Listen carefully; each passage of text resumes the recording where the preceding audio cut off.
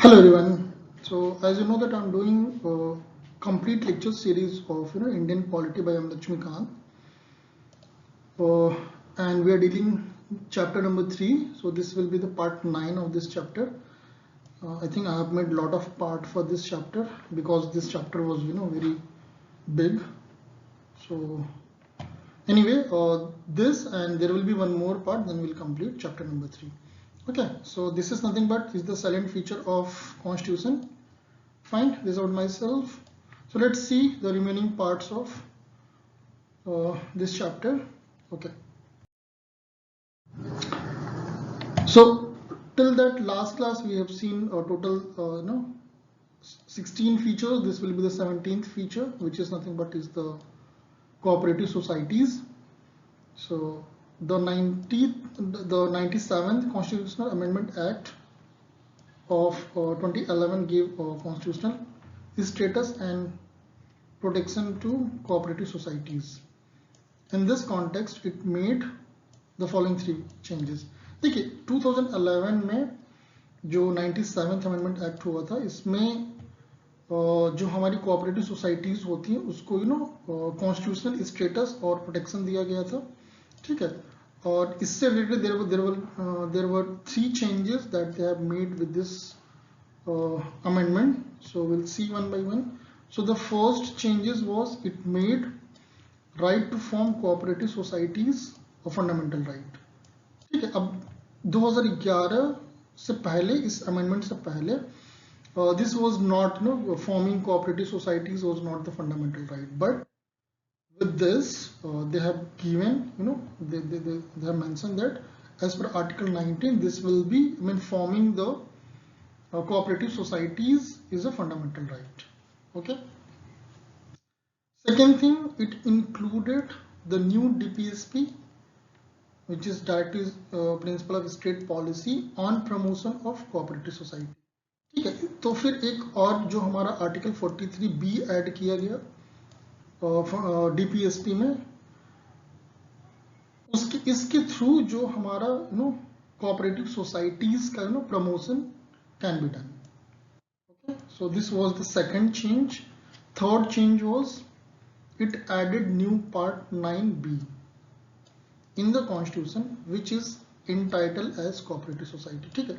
फिर से वही बात है कि हमारे 2011 और 97th कॉन्स्टिट्यूशनल अमेंडमेंट एक्ट से पहले ऐसा कुछ नहीं था, कोई पार्ट 9 नहीं था. फिर इसके थ्रू ये ऐड किया गया और which will be from article 243ZH to 243ZT. So these were 3 major changes that has been done using this amendment, okay, with respect to the cooperative societies. New part B contains various provisions to ensure that cooperative societies in the country function in a democratic, professional, autonomous and economically sound manner. Okay, तो इसमें इतने provisions add किए गए कि जो हमारे cooperative societies हैं वो कंट्री में डेमोक्रेटिक रूप में, प्रोफेशनल के रूप में, ऑटोनॉमस के रूप में, इकोनॉमिकली साउंड वे में दे कैन वो ये सब सारी चीजें इंश्योर कर सके. जैसे फॉर अगर मैं एग्जांपल आपको दूं तो जैसे आपका अमूल है. Amul is one of the cooperative. ठीक है. It empowered the parliament in respect to multi-state cooperative societies and the state legislature in respect of other cooperative societies to make the appropriate law. ठीक है. अब मतलब पार्लियामेंट है हमारा, जो state legislature है वो with respect to cooperative society इसको इम्प्रूव करने के लिए और अच्छा करने के लिए दे कैन मेक लॉज. ठीक है. अप्रोप्रिएट लॉ बना सकते हैं. ये जो हमारा जो पार्ट 9B है विच इज स्टेट करता है. ठीक है. नाउ देखिए ये अभी तक जो 17 पॉइंट हम लोगों ने देखा है, दीज वर द फीचर्स. ठीक है. अब ऑब्वियस सी बात है अगर फीचर्स हैं तो कुछ क्रिटिसिज्म भी होगा, सबको सब कुछ अच्छा तो लगेगा नहीं, तो इस वजह से there is some criticism as well that will see one by one. तो इसमें पहला क्रिटिसिज्म हमारा यही है, अ बोरोड कॉन्स्टिट्यूशन. ठीक है, देखिए जब हमारा कॉन्स्टिट्यूशन बन रहा था तो उस टाइम पे जो भी हमारे कॉन्स्टिट्यूशन मेकर थे, कॉन्स्टिट्यूंट असेंबली में जो भी लोग थे, वो लोग दुनिया में उस समय जितने भी कॉन्स्टिट्यूशन प्रेजेंट थे, चाहे वो यूएस का हो, चाहे वो यूके का हो, चाहे वो रसिया का हो, चाहे वो जर्मनी का हो, चाहे वो ऑस्ट्रेलिया का हो, चाहे वो साउथ अफ्रीका का हो, चाहे वो कनाडा का हो, सारे कॉन्स्टिट्यूशन के थ्रू उन लोगों ने गया और वहां से चीजें पिक की, उसको मॉडिफाई किया, इसलिए क्योंकि सीधा सीधा जैसे वहां पे चल रहा था वैसे ही लेके रख देते तो वो जैसे होता ना कि चोरी कर रहे हैं या बोरो कर रहे हैं, वैसा नहीं, उन्होंने लिया क्योंकि वो जब वहां से ले रहे थे तो वो वहां की कंडीशन के हिसाब से था, वहां के लोगों के हिसाब से था। इंडिया की कंडीशन डिफरेंट थी, अंग्रेज हमें छोड़ के गए थे, ठीक है, तो वो पूरा लूट के गए थे, एकदम सब कुछ खराब करके गए थे, तो हमें उन सब चीजों को ठीक करना था। तो ऑब्वियस सी बात है, इन लोगों ने प्रोविजंस को अलग अलग कॉन्स्टिट्यूशन से लिया, फिर उसमें इस तरीके से मॉडिफाई किया कि वो हमारे जो लोग थे उनके लिए सूटेबल हो, ठीक है, और उसको बहुत सिंपल तरीके से भी रखना था क्योंकि उस समय लिटरेसी रेट काफी कम था।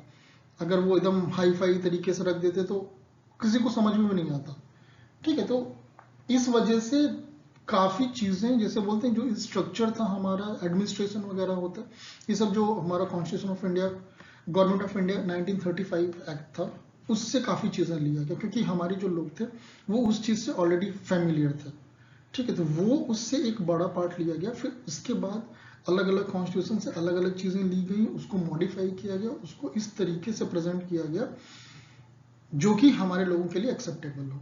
एक्सेप्टेबल मतलब उन्हें नहीं एक्सेप्ट करना, मतलब उनके लिए अच्छा हो, ठीक है, तो ये चीज था। इस वजह से फिर भी चूंकि हम लोग दूसरे कॉन्स्टिट्यूशन से लिए थे तो उन्हें लगता है कि, कुछ लोगों को लगता है कि इट वॉज बोरोड, बट मेरे नजर में देखा जाए तो it was not the borrowed constitution. इसको या लिया गया और उसमें जो भी मॉडिफिकेशन हो सकता था वो किया गया, ठीक है। The criticism open that the Indian Constitution contain nothing new and original। अब देखिए काफी चीजें मैं आपको ऑलरेडी बता दिया हूं, तो मैं ये सब चीजें बस फटाफट पढ़ के खत्म करूंगा क्योंकि जरूरत नहीं है उतना इसको बार बार बोलने की बात को। They describe it as a borrowed constitution or bag of borrowings or hodgepodge constitution or patchwork of several documents of the world constitutions। However, this criticism is unfair and illogical, जो मैं आपको पहले ही बता दिया हूँ। This is because the framer of constitution made necessary modification in the feature borrowed from the other constitution, their suitability to the Indian condition at same time avoiding their faults। वही चीज जो मैं आपको बता दिया कि लिया गया लेकिन उसमें इस तरीके से सूटेबल मॉडिफाई किया कि जो हमारा इंडियन कंडीशन था उसके हिसाब से हो, ठीक है। While answering the above criticism, just I will change the pen. Okay. Above criticism, in Constituent Assembly, Dr. B.R. Ambedkar, the chairman of drafting committee, said, "One like to ask whether there can be anything new in a constitution framed at this hour in the history of the world।" ठीक है, तो अब जो हमारे B R Ambedkar थे उन्होंने इसको defend भी किया जब लोगों ने बोला कि it was the borrowed constitution, but ऐसा नहीं था। More than 100 years have ruled out when the first written constitution was drafted. It has been followed by many countries, reducing their constitution to writing. What the scope of constitution should be have long been settled, ठीक है। Similarly, what are the fundamentals of the constitution are recognized all over the world। Given these facts, all constitution of their main provision must look similar। देखिए कहने का मतलब ये है कि आप अलग अलग कंट्रीज के कॉन्स्टिट्यूशन उठाओगे कई प्रोविजंस ऐसे तो आपको सिमिलर लगेगा, बट ऐसा होता नहीं है. They are actually different as per their conditions. ठीक है. The only new things, if there can be any, in the constitution framed so late in the day are the variation made to remove the fault and to accommodate its needs of the country. Okay. The charge of producing blind copy of the constitution on other countries is biased, I am sure, on an adequate study of the constitution. ठीक है, मतलब ये सब सारी चीजें बस ये different B R Ambedkar defend कर रहे हैं, क्योंकि यही तो लास्ट में मेन पर्सन थे जिनको ड्राफ्ट करना था. ठीक है. तो अब जो भी चीजें ली गई थी उस चीजों को वो ये बोल रहे हैं कि ऐसा नहीं है कि हम बस गए और उठा के लेके आ गए, बस लिख दिया, इसमें ऐसा नहीं था. They have bring the concepts and they have made the suitable modifications and based on that they have presented. फिर इसके बाद ऐसा भी बोला जाता है, दूसरा क्रिटिसिज्म ये था कि a carbon copy of 1935 act. Okay. अब इसको थोड़ा सा बोल सकते हो, इसका रीजन मैं आपको पहले बता चुका हूं कि हम गवर्नमेंट ब्रिटिशर्स ने ये एक्ट लेके आए थे 1935 में, और हमारे लोग थे इसको फॉलो कर रहे थे. ठीक है. तो वो ऑलरेडी इस चीज से फैमिलियर थे. अब उठा के मान लो एक नई चीज दे देते. अब इतनी वास्ट कंट्री, अलग अलग ना कल्चर है, अलग अलग स्टेट्स हैं, इतने लोग हैं, तो सबको समझाने में कई साल लग जाता उस चीज को. तो उन लोग, तो हमारे कॉन्स्टिट्यूशन मेकर ने सोचा कि यार ठीक है, जो चीज है उसको ही रहने देते हैं, थोड़ा बहुत मॉडिफाई करते हैं. इससे ये रहेगा कि जो हमारे लोग हैं उनको ऑलरेडी चीजें पता है. इस वजह से इसको काफी कुछ चीजें हैं हमारा 1935 एक्ट से लिया गया था. इससे कोई हार्म भी नहीं था. Okay. The critics said that framer of constitution have included a large number of provision of constitution of the Government of India Act of 1935 into the Constitution of India. ठीक है.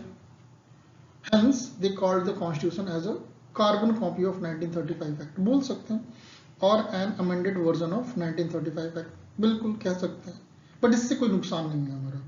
For example, N. Srinivasan observed that the Indian Constitution is both in language and substance a close copy of the Act of 1935. Similarly, Sir Ivor Janning, a British constitutionalist, said that the Constitution derives directly from the Government of India Act 1935, from which, in fact, many of the provisions are copied. Most अलग अलग जो लोग हैं उसको अलग अलग interpret कर रहे हैं, हमें क्या करना है उस. और क्या बोलते हैं फर्दर, पी.आर. देशमुख बोलते हैं, member of constituent assembly commented that the constitution is essentially the Government of India Act of 1935 with only adult franchise added. ठीक है. उनका ये बोला था कि पूरा उठा के ले लिया गया, बस उसमें क्या चेंज किया गया था, क्या ऐड किया गया था, एडल्ट फ्रेंचाइज हमें ऐड किया गया था. The same doctor Ambedkar answer. ठीक है. जो भी क्रिटिसिज्म था उसको फिर, चूंकि he was the drafting member of main person of drafting, so drafting committee, तो उनको तो डिफेंड करना था इन सब चीजों को, जैसे इससे पहले वाला बोरोड वालों को डिफेंड कर रहे थे. The same doctor Ambedkar answer the criticism in the constituent assembly in the following way. As to the accusation that the draft constitution has reproduced a good part of provision of Government of India Act 1935, I make no apologies. There is nothing to be ashamed of in borrowing.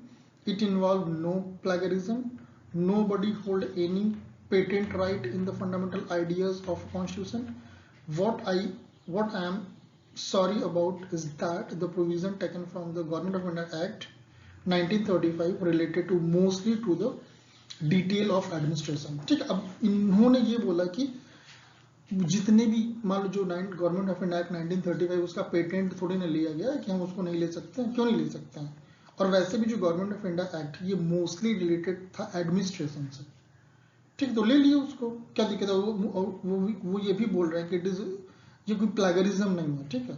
कहीं भी publish नहीं हुआ था कि आप इसको हम copy नहीं कर सकते हैं, और उनको कोई किसी तरीके की अपोलॉजी भी नहीं है कि नहीं हम ले रहे हैं तो हमको इस चीज का वो है, कोई मतलब नहीं है उस चीज का.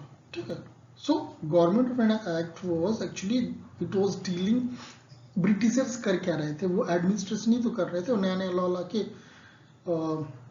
कैसे कंट्री को रन करना अपने अपने हिसाब से वो कर रहे थे। तो वो भी, ये भी ऐसे ही था, लेकिन ये इस टाइम तक अब उन्हें ऐसा लग रहा था कि गवर्नमेंट का पार्टिसिपेशन, आई मीन इंडियंस का पार्टिसिपेशन ज़्यादा हो रहा है।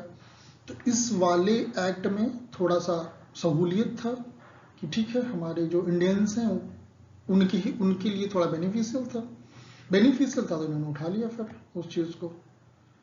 ठीक है, बट उठाया, लेकिन उनको लगा कि उस टाइम पे अंग्रेजों ने जहां जहां पे ब्लंडर किया होगा इसमें, उस चीज को उन्होंने मॉडिफाई किया। ठीक है, बट या जो स्ट्रक्चर है पूरा का पूरा वो एडमिनिस्ट्रेशन का, वो यहीं से उठाया गया था। ओके, ठीक है। तीसरा बोलते हैं अन इंडियन और एंटी इंडियन, ऐसा भी बोलते हैं कि जो हमारा कॉन्स्टिट्यूशन था ऐसा था। According to critics, Indian constitution is un-Indian or anti-Indian because it does not reflect the political tradition or the spirit of India. They said that the foreign nature of the constitution make it unsuitable to the Indian situation or unworkable in India. अब देखिए, अभी हम लोग 2024 में हैं, ठीक है। ऐसा तो नहीं है कि वो नहीं वर्क किया है, जो उस समय बना है वो वर्क कर रहा है। आई होप 3024 तक भी वो वर्क करेगा। ठीक है, तो ये जो यहाँ पे लिखा हुआ है, दिस इज कम्प्लीटली नॉनसेंस, ऐसा कुछ नहीं है। It is working very nicely. ठीक है, अगर आप 1947 में इंडिया आजाद हुआ, उस टाइम में, उसके बाद से जितनी भी कंट्री आजाद हुई आप उनको देख लो, कई ऐसी कंट्रीज हैं जिन्होंने कॉन्स्टिट्यूशन बनाया है और कई बार बनाया है। हम अब एग्जाम्पल के रूप में बगल में श्रीलंका है, नेपाल है, इनका हर 5 साल 10 साल में बदलता ही रहता है। ठीक है, तो ऐसा कुछ नहीं है। हमारे जो लोग थे उस टाइम पे जो बना रहे थे, दे वर वेरी वेरी एजुकेटेड। ठीक है, और उन्होंने बहुत सोच समझ की चीजें डाली हैं। एंड या okay, in this context this के Hanumanthaiah, a member of Constituent Assembly, commented, "We wanted the music of veena or sitar, but here we have a music of English band." Okay, that was because our constitution maker were educated that way. ठीक है, अब इनका ये बोलना था कि हमको ऐसा कॉन्स्टिट्यूशन चाहिए था जो कि जिसका म्यूजिक वीणा सितार के जैसे हो, बट जो बना है वो लुक लाइक इंडियन बैंड। क्यों? क्योंकि वो जो लोग बनाने वाले थे वो इंग्लिश ही पढ़ के आए थे, इस वजह से ऐसा, बट ऐसा कुछ नहीं है। Similarly, Loknath Misra, another member of Constituent Assembly, criticized the Constitution as a slavish imitation of the West, but more a slavish surrender to the West. Sorry. देखिए, अब ये सब थोड़ा सा याद रखिएगा कि ये किसने बोला था। ठीक है, we want the music of veena or sitar, but here is the music of here we have the music of English band. ठीक है, ये किसने बोला था? ठीक है, unfair and anti, I mean ठीक है, तो ये चीज नहीं। अब या लोकनाथ मिश्रा ने क्या बोला था, तो ये सब चीजें थोड़ा सा हमें नाम याद रहना चाहिए। ठीक है, एकदम कंप्लीटली नहीं याद रखना, बट एग्जाम में ऐसे स्टेट PSCs में पूछ लेता है, इवन UPSC में भी पूछ सकता है, ऐसा कुछ नहीं है। ठीक है, इन्होंने क्या बोला था? Slavish imitation of the West, but much more a lavish surrender to the West. Further, Laxmi Narayan Sahu ने बोला, also a member of Constituent Assembly, observed the ideals on which this draft constitution is framed have no manifest related to the fundamental spirit of India. This constitution would not prove suitable and would break down soon after being brought into operation. ठीक है, अब ये लोग जो भी बोले, हमारा constitution चल रहा है, दौड़ रहा है, ठीक है, and it will run till for away.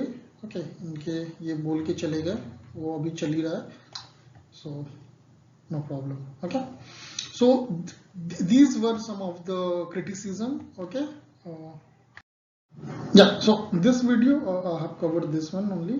So next video I will even I am fed with this chapter. Okay, इसको करते करते मैं खुद थक गया हूँ. This next will be the 10th part and we'll finish this chapter. Thank you.